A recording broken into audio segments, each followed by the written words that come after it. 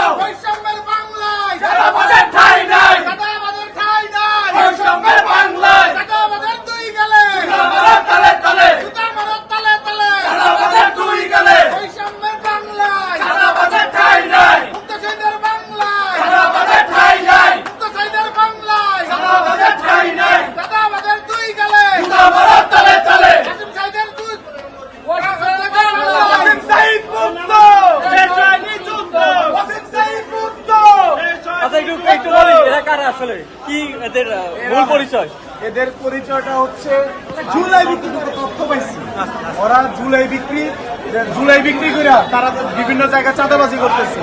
আর তারা নিজেদেরকে সমন্বয়ের পরিচয় দিয়া বিভিন্ন জায়গায় বিভিন্ন ভাবে তারা মিথ্যা ভাবে বলে আমি জুলাই যোদ্ধা, কিন্তু তারা চাঁদাবাজি করতেছে।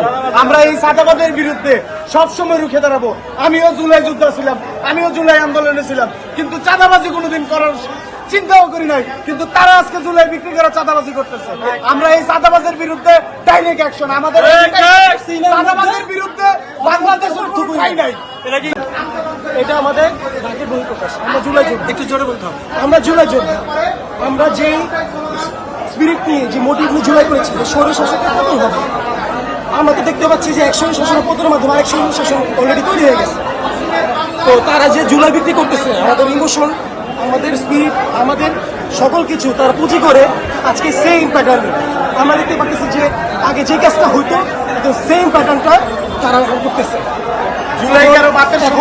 এখন আমরা মানে খুবই মানে কষ্ট লাগে যে আমরা যে রাস্তায় নেমেছি, আমরা যারা জীবনে ঝুঁকি নিয়েছি, দিন শেষে যদি দেখি যে না আলটিমেটলি আমরা যে হাসিনা পতন দিয়েছি দিন শেষে শেষ হয়ে যাচ্ছি, এখন আরেক সরে যদি এসে পড়ে এবং জুলাই কিন্তু চলমান। এই ইতিহাস থেকে যদি তারা শিক্ষা নিতে পারে কিচ্ছু বলার নেই। আমরা চাই আজকে আইনের সুষ্ঠু একটা প্রয়োগ দেখবো, আমরা ন্যায় বিচার নিশ্চিত হবে।